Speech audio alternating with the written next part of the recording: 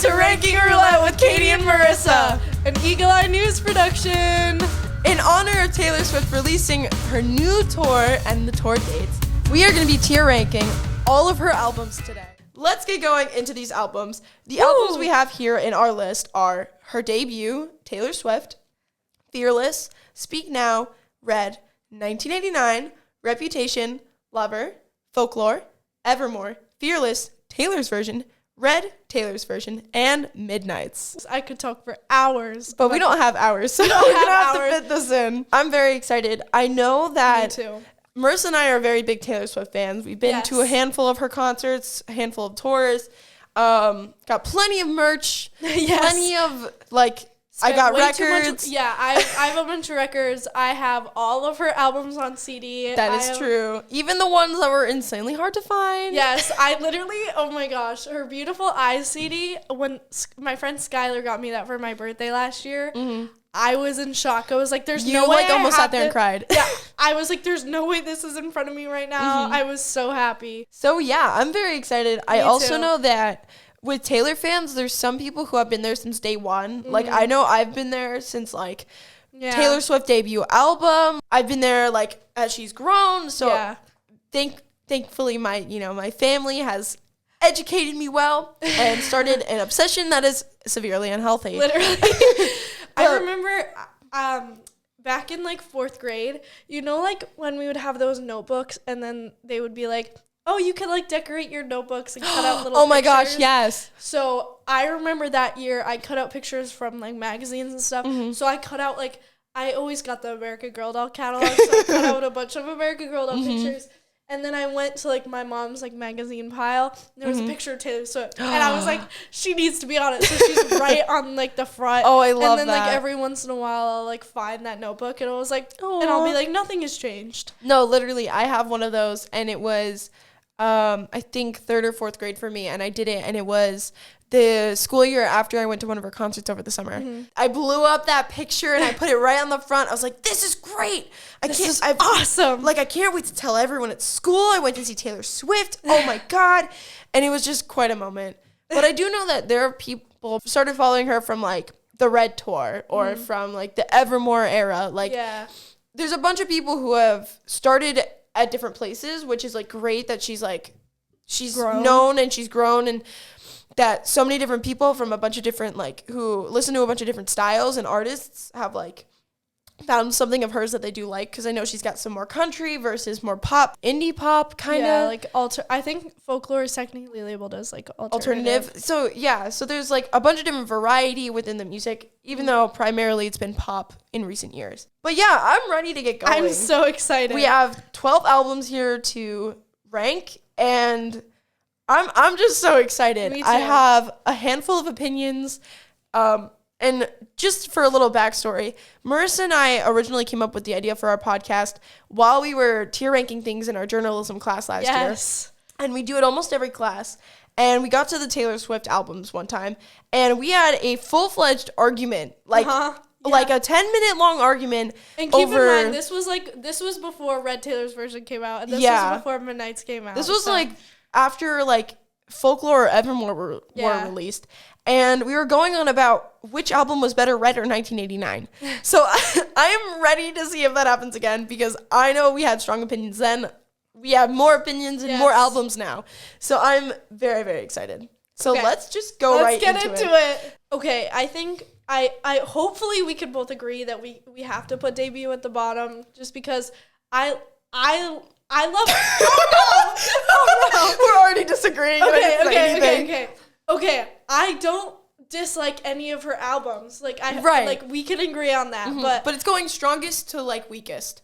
Exactly. And personally, I have to put Taylor Swift at the bottom. I strongly disagree. I think she has a bunch of great singles on there, like Picture to Burn. No, I agree. I love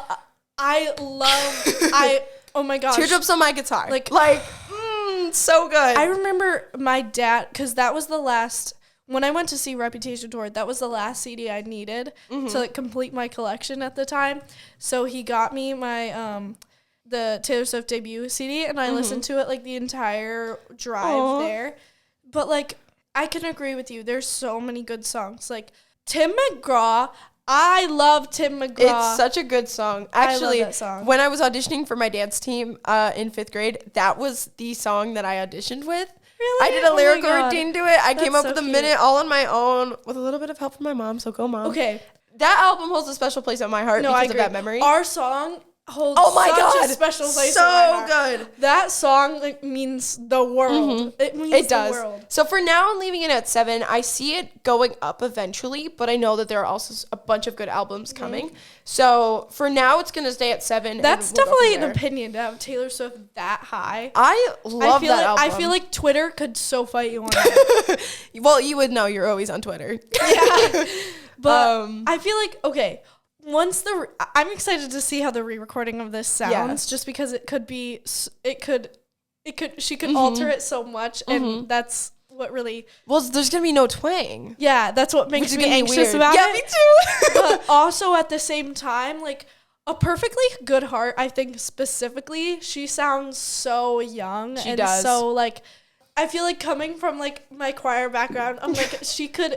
If she recorded this song like 2 years later, or like 2-3 years later, it could have sounded so much better. Yeah, sort of thing. There would have been more strength in her. And I feel like that's how a lot of this album is. Not that the songs aren't good, obviously, but just she was so young at the time. Exactly. That I think that with her voice maturing as much as it has, and the amount of ability that she's like gained from so many years in the music industry, I think that. I'm just so excited. But personally, I think that Speak Now will be the next album. I'm hoping it is. Yeah. Speak Now is a good album. I agree. I'm going to go out on a limb. I think Fearless, it's one of my favorite albums. It was growing up as well. It was always one that I would put on. It would be like a mix of Fearless and Speak Now. This was obviously before Red. So Fearless for me is going to go number 4. I love it. I think there's so many good songs on it, like Jump Then Fall. Jump Then Fall is so good. So good. I was about to say a song that's not in that album. Wrong album. You got Untouchable. Like, Untouchable and The Other Side of the Door. Oh my God, so good. So good. So good. So because of those songs specifically, it's got to go number 4 for me. So like 2 months ago, I put on like the regular, like the original Fearless, and I realized like these sound so different. And like, of course, I listened to Fearless a bunch before the new one came out. I have an attachment to the old versions, but I feel like I listened to the new version so much, and I've like heard her voice like be older, and it like just makes more sense to hear her voice older now. I feel like Fearless Taylor's version is above Fearless for me. Okay, I can understand that. As much as I support her and I love all of her music, I do find myself usually revolving though closer to her originals. Yeah. Just because I grew up with that. Like that's just like something I'm so accustomed to listening to. But when it comes to like the additional tracks or like All Too Well 10 Minutes version, like automatically going to Taylor's version. Like if I want to listen to like Mr. Perfectly Fine or Nothing New. Yeah. So good. Anything like that, I go straight to Taylor's version and I'll listen to the whole album, but because of those additional tracks. So with that, I mean, it's just I grew up with Fearless, the original, so I can't really. Something about that, just Fearless Taylor's version, in my opinion, it's just not the same. No, I agree. I'm not saying it's bad. I'm just saying that I keep seeing myself going to the original rather than the other one. My opinion differs when it comes to Red. You'll see once we get there. But I feel like I'm gonna put Fearless TV at 6 for now, because I feel like Fearless is like in the middle for me. Anyway, I don't want to put Fearless this low, but there's no other option so far to put it at 11. Yeah. But again, I'm putting Fearless TV really high, so don't get mad at me. Twitter, stay away. People at home, do not get mad. Yeah. All right. Speak Now. I love Speak Now. It's a great album. I feel like people are always like, Speak Now does not get appreciated, and that is so true. Like, Better Than Revenge. Better Than Revenge is so good. Good one. Mean holds a very special place in my heart. Yes. Same with Back to December. I know those are both like the popular ones, but like that's just how it was. I don't know. I feel like the Fearless Speak Now era, to me it was always kind of combined. Yes. Because the styles of the album are so similar. I agree. They seem so similar but so different when performing, but the music itself, it's like it's like an extended album. It's like disc number 2. So for me, I feel like especially since her eras are all so like very much like different from the last like one, those two are very similar. Very similar. But I really enjoy it. Like if I listen to all of Fearless, I have to go straight to Speak Now. So that's why I'm putting Speak Now number 5. I'm putting Speak Now number 4. Like the two of them, they're like a package deal. You have to listen to both of them. Which is why I would listen to the two of them all the time. Like, if I were to listen to one of them, you gotta listen to the other. Red, well, all of these albums are significant and important to me for different reasons. Red was the first tour that I went to, and I saw her perform. And it's always been one of my favorite albums of hers. Definitely had a lot of pull. I feel like that's where a lot of her popularity grew. Yeah. Where she kind of like blew up. Not that she wasn't popular before. I don't know. It's kind of when she discovered her sound and kind of where she was at the time. I mean, given there was probably another ex-boyfriend going on, people were going on about that. But her music really, I feel like it elevated. It took the next step. It went to the next level at this time period. So I'm going to put Red number 2. Only because I mean, a year ago, I would argue it's number 1. But currently, I have to take a step back and realize this album is so important to me for this reason, but look at just the album not as in, like, I went to the tour. And, I had to look at it through a different lens. Exactly. So that's why it's going number 2 for me. So for me, I'm putting it at number 3. And I know that's lower than yours. And I know you're probably like, Marissa, how dare you? Red, the original is so, like I feel like because Fearless Taylor's version, there's so much time between the two where, like, she was country then, and now she is pop. And, like, she did, like, the whole alternative indie pop thing since then. Like, there's so much space, and she's grown so much more as an artist. Yeah. And she's, like, a better artist now, which is, like, why I gravitate more to, like, I think of it as better. While Red, I feel like when I listened to the Taylor's version for the first time, I was like, it's missing some of that, like, how she felt in the moment. Yeah, like the emotion wasn't there. Like, exactly. You're missing like the whole tour. I remember being there and like me being like about to go into middle school, like 5th grade, and kind of how I was sitting there and the way that she was expressing herself, especially artistically through the music and her tone and her accents while she was singing, just it doesn't hit the same when you listen to Taylor's version. Exactly. I feel like especially when State of Grace opens, I'm walking past through the traffic light. That exact moment when I heard that for the first time, I was like, this is different. Great. Like it's like I love her, like the new version, I was like, this sounds different when, like, this is supposed to be, like, the opener, and it's so good. Like, it's a great entrance, and it sounds really good, but it just missing something. Exactly. It was missing something. Something wasn't right. And I feel like a lot of people felt that way with Red Taylor's version. Yeah. So exactly. That's why I think it's justifiable for where we're putting it. Yeah. Okay. 1989. Here's the big topic. Yes, it is. 1989, most everyone I know knows that 1989 is my favorite Taylor Swift album. Yes, I'm putting it number 1. I literally have a 1989 necklace that I got from her website with the little seagull on it from the shirt. I have a 1989 keychain on my backpack. I have 1989 on vinyl, which is very difficult to get. So don't get me wrong, I've always loved this album. I don't know where I would put it, to be quite honest. Because, again, I have the nostalgia factor with Red. But I also know that I don't... Like, when I listen to Red and I listen to 1989, I don't skip at all through 1989. With Red, I do think I skip over 1 or 2 songs. I don't exactly remember which ones. But it really depends on the vibe that you're feeling and the fluidity between the album. Marissa, you're going to be really excited. But due to my lack of skipping... In 1989, it is going number 1 for me. This is the greatest day. Is this it? Yes. Yes. This is great news. I feel like, cause okay, if you asked me back in like 2019 or so where I would put Red, it would be near the bottom because every song is so good, but it doesn't flow The fluidity through the album, I think, definitely, like, the order of the tracks, if we were to reorganize it, I feel like would be much better than what it was. Yes. And I think because of that, that's why I skip when I'm listening to it. And this is going to lead right into Reputation. Yes. Because Reputation is next. Reputation, if you listen to Ready For It and New Year's Day back to back, those are two completely different songs.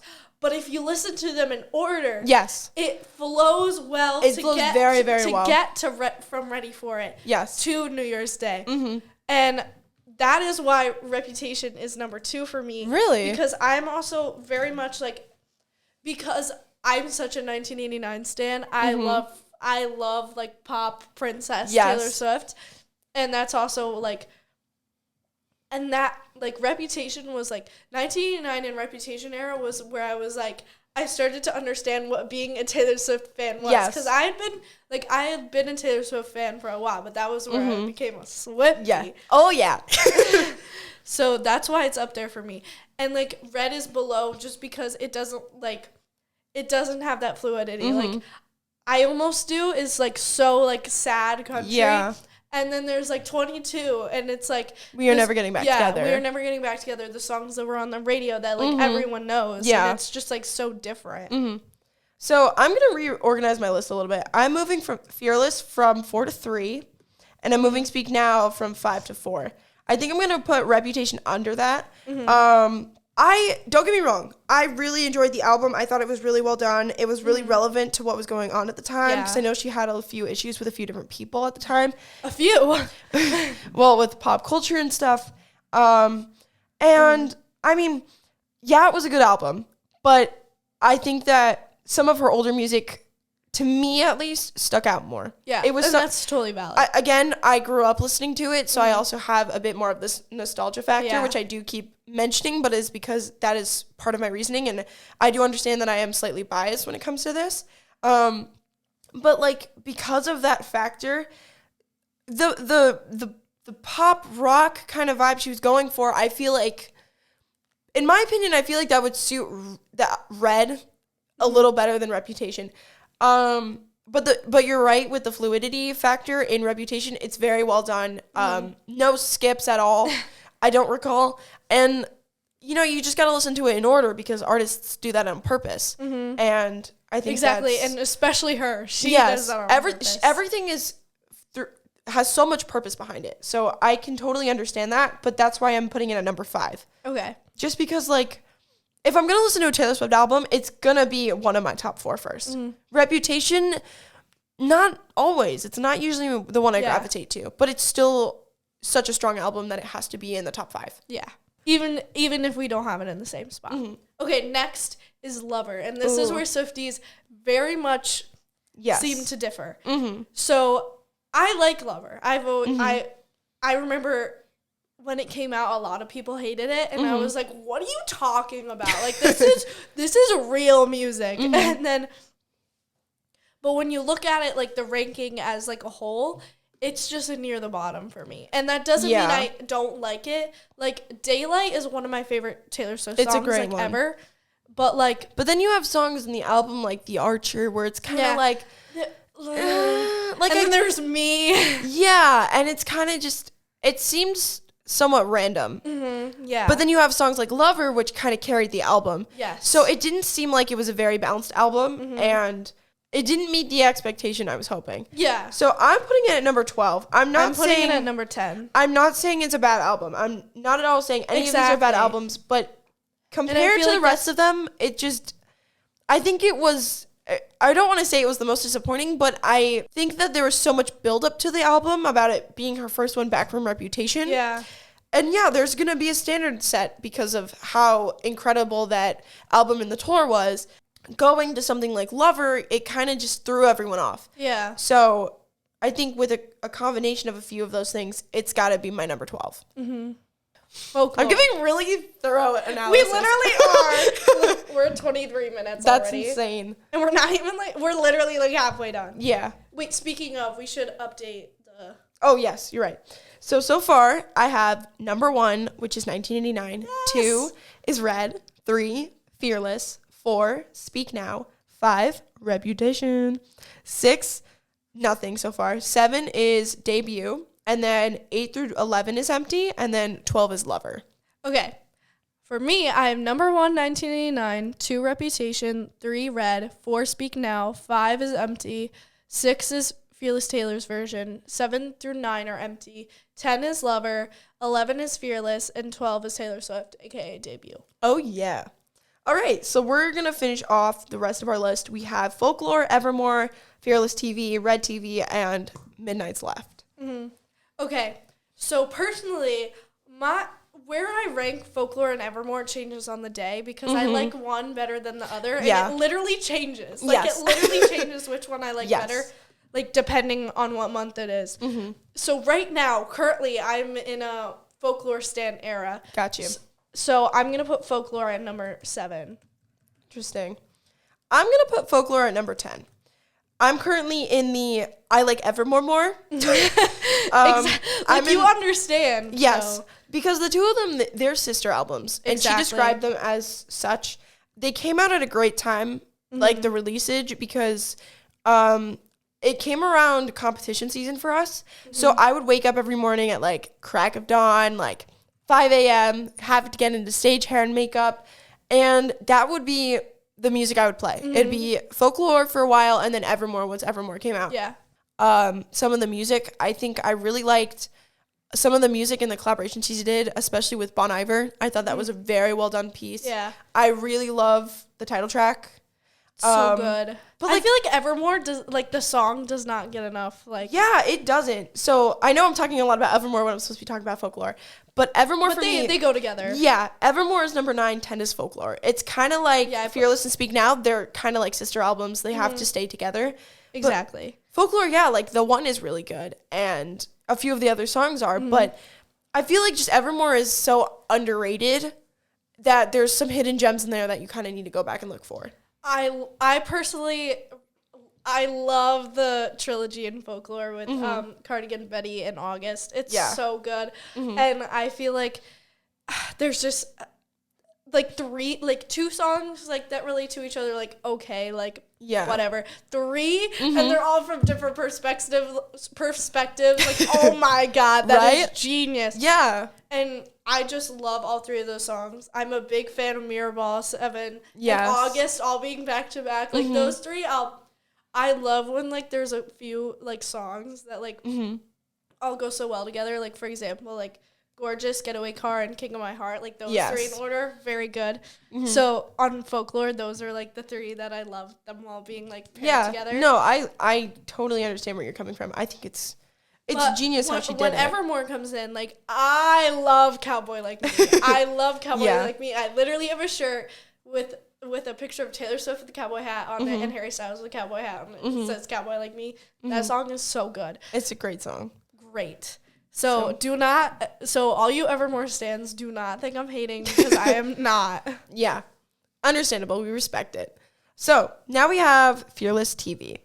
I love this album. I think it's very well done. But again, it's missing the twang for me. It's missing the vibe at the time, and it doesn't compare to the original.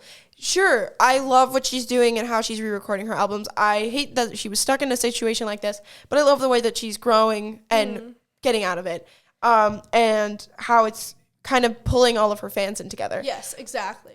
But I do believe that it is not, like, with it not having the same kind of vibe as the original, for me, I have to put it at 8.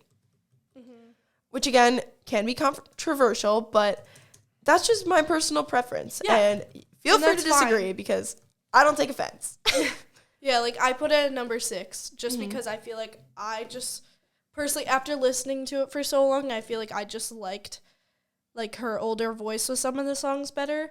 Because I know with the Taylor's versions being mixed in this list, it kind of makes things a bit more complicated. It does. But that's okay. Because we like to make things complicated here on Ranking Roulette. So now we're down to our last 2. I know where I'm putting the rest of my list. Red TV, for me, has got to go number 6. It as much as it doesn't match the vibe and doesn't have the nostalgia factor as Red original, it's the bonus tracks for me. Yeah. It's Red 10. No, the bonus tracks are so good. It's the fact that the album includes the 10-minute version of All Too Well that we never knew we needed. Literally. I Bet You Think About Me. Another good one. So good. And that one's like, that goes along with like all the tracks are like very different from each other too. Like Message in a Bottle and I Bet You Think About Me are two completely very different songs. Different. But I mean, obviously we've said the vibe of the album and the way that it was organized with the track set list doesn't exactly flow right. Yeah. But I think that the Taylor's version of the album, even though I still don't exactly love the order of the bonus tracks, I do think that that's what caused the attraction towards the album. Yeah. So that's why it's got to be higher up for me. And then Midnight's, I understand a lot of people love it. I love that she got a bunch of new records with it. I love how she, she's the first person to ever take up all 10 spots on Billboard Top 100. Such a slay, first of all. It really is. But I skip more songs in that album, probably close to as much as I do in Lover. So it's got to go number 11 for me. Again, I love all of these albums so much. There's nothing where, like, in previous episodes, I've said, like, oh, I hate something, so they'd go immediately to the bottom. Yeah. I love every album on this list. So it's, like, hard to put things, and it's just like, oh, there's a spot. Like, I'm not moving anything else. That's where it goes. So I put Red TV at 9, even though I like All Too Well 10-minute version. Yeah. That's amazing. It but was, like, I feel like just because it's like, a lot of it is a re-recording of songs that already have been, I just put it at number 9. Also, this may be controversial to some people. I don't like the new version of Girl at Home.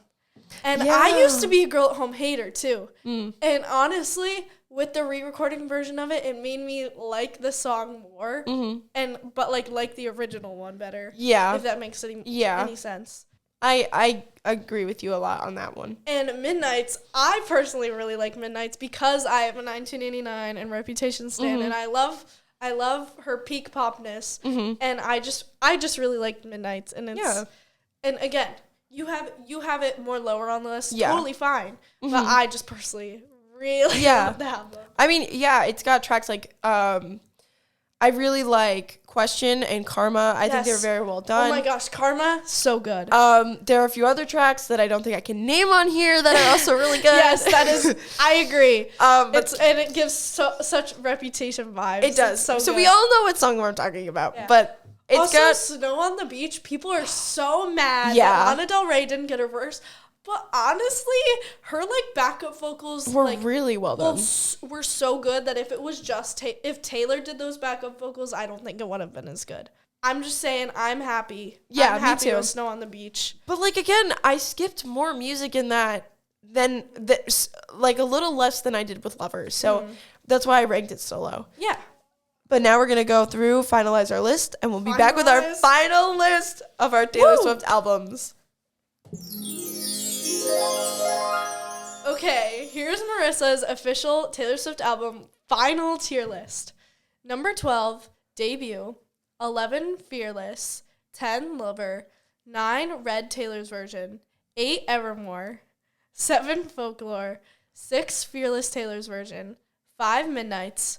4, Speak Now. 3, Red. 2, Reputation. And 1, 1989. Woo! Yes! What a great list. It's a good list. I can respect some of yours, but I also disagree with some of yours. Yeah, and I'm the same way with yours. But I also think there's a slight difference in when we started listening to her a bit more religiously. Exactly. So it's very understandable.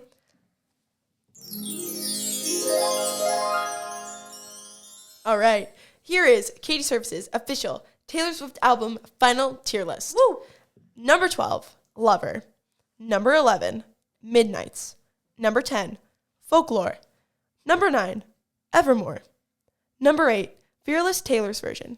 Number 7, Taylor Swift, her debut album. Number 6, Red Taylor's version. Number 5, Reputation. Number 4, Speak Now. Number 3, Fearless.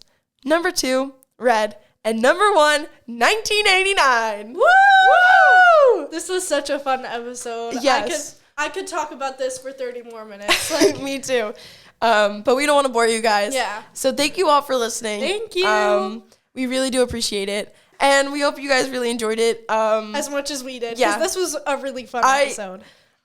I know I just said in our last episode that was my favorite one. I think this one's our favorite. This is probably our favorite episode. So maybe we'll do some more Taylor Swift ones as we get closer towards. Let's hope, because I could talk about that. I know, forever. but the closer we get maybe to tour or a possible set list, we will definitely keep you updated. For sure. So thank you guys for listening, and see you in the next one. Bye. Bye.